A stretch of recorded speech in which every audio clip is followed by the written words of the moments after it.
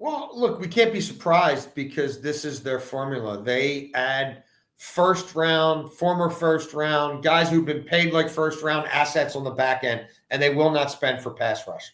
And they develop players on the back end much more than they develop pass rushers. So for me, this doesn't change my handicap of that much. Like they've taken an uber strength and perhaps made it an uber strength when you talk about what we think Malachi Starks could do in that system with Chuck Pagano now running the secondary as a first-year safety and getting Kyle Hamilton back into the box and being much more of a hybrid nickel slash, big nickel slash outside linebacker and impacting players and the ball within 10 yards of the line of scrimmage. I think that's going to be a big win for them. I don't think Marlon Humphrey has the year he has last year, but he's still a damn good corner. And if Wiggins is good on the outside and if Jaire is good on the outside, then that's going to let them put Marlon in the slot more where he absolutely should be at this stage of his career. Like, you can draw up a scenario where it's the best secondary in the league.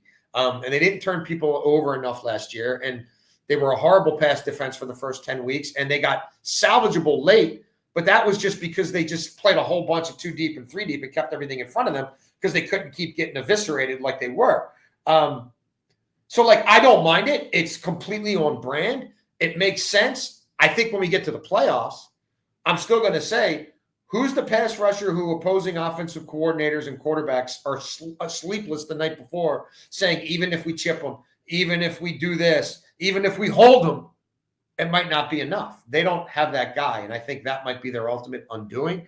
But look, it's a top 3 roster in the NFL for me, pre-Jaire Alexander, and if he does play regular football for them, maybe it is the best roster in the NFL. I don't know. We could have that debate.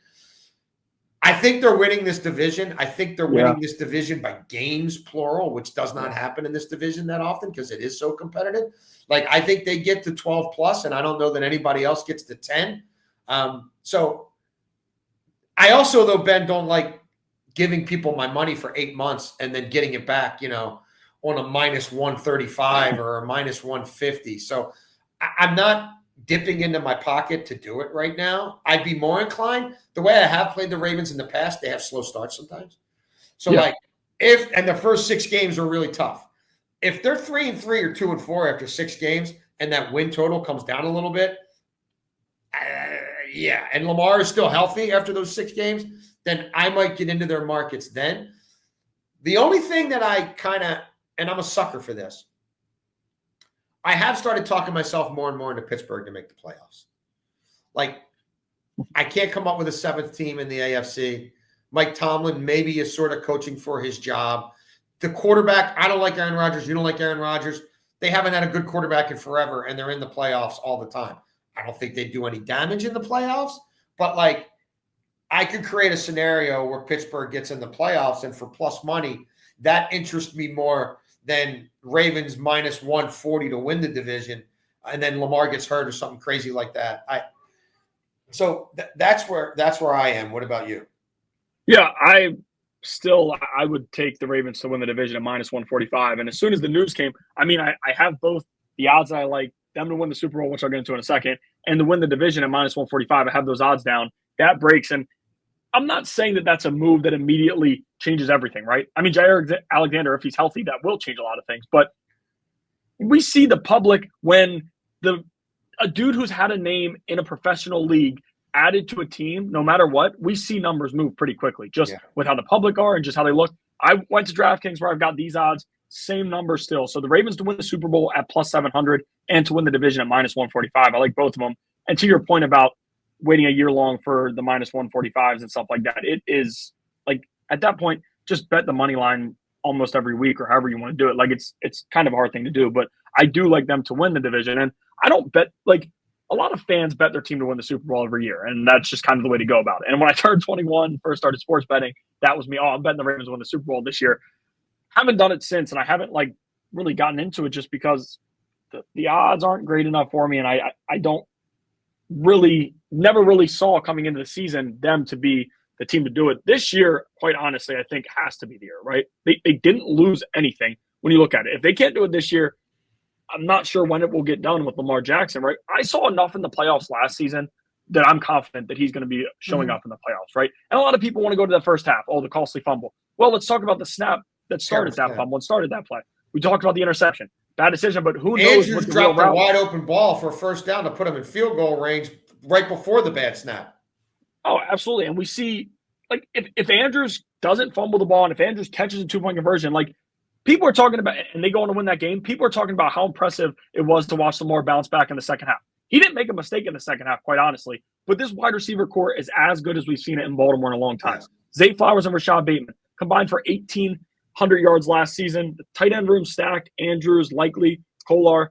And the one thing we talked about just a few minutes ago was forcing turnovers, right? The 2 draft picks. You go with your first-round pick, Malachi Starks. 4 picks in the last 2 years at Georgia. They're going to be picking on him a little bit as well. They weren't attacking him near as much at Georgia. We know he can catch the football. We know he's going to go up and try to make big plays. He's been doing it since his freshman year. So that's a guy that maybe can net them 3 or 4 more turnovers. And then you look at Mike Green, forced 3 fumbles at Marshall last year. How much is he going to be on the field? I'm not sure. Is a Jadeveon Clowney deal still in the works? We don't know. After Jaire Alexander, I'm going to guess not, but you never know. Maybe, and even if he's not, like Mike Green, there is some high expectation for him.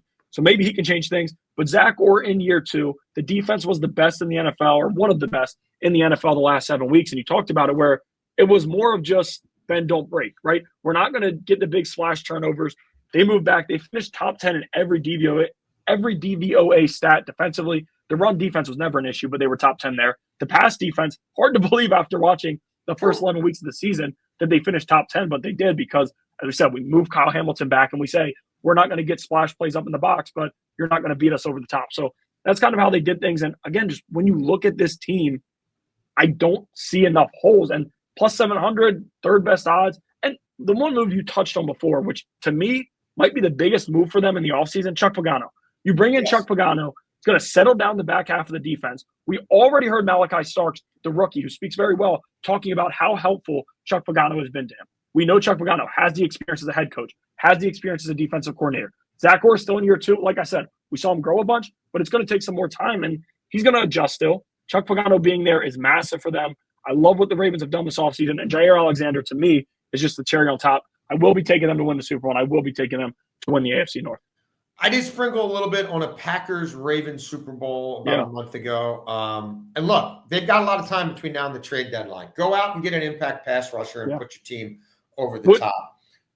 Real quick, would Jadeveon Clowney move you in that area? It would help. Would absolutely help. It's a different body type than they have. I mean, it's kind of like a bigger Van Noy.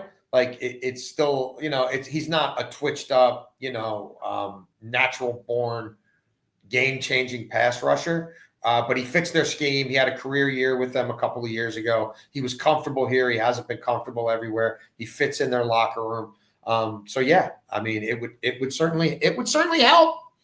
It would help. I think they're a pass rusher short, or an impact edge defender short of maybe being able to take down a Josh Allen on the road in the playoffs, or a Patrick Mahomes on the road in the playoffs.